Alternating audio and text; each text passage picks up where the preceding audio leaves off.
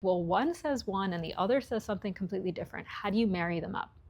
So the way I like to think about it is first taking a step back and looking at the way each system looks at in Ayurveda, it looks at the whole nature. It thinks about the complete holistic self. In Western science, it's kind of about like slicing and dicing and looking at individual components and getting detail on each of those. So when you take a step back and you think about from a nature perspective, which is what Ayurveda is grounded in, it's grounded in connecting to nature, being in tune with nature. What is an almond? An almond is truly a seed.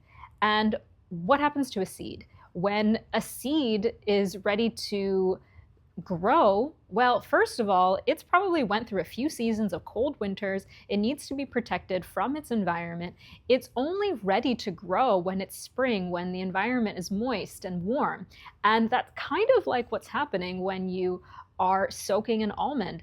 You know, you are trying to remove this protective layer. And it makes sense from a Western perspective why all these qualities are here. You want this skin to have antioxidants in it to protect against sun damage, right? We all know from skin care the importance of antioxidants.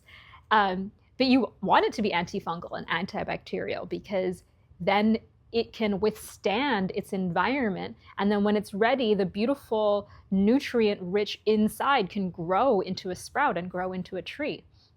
So that's kind of how I think about these two systems that are individual sort of slicing and dicing that Western science does, and Eastern sciences like Ayurveda look at the whole system and how it works with nature. So I hope that kind of gives you a perspective of how you can think about the two.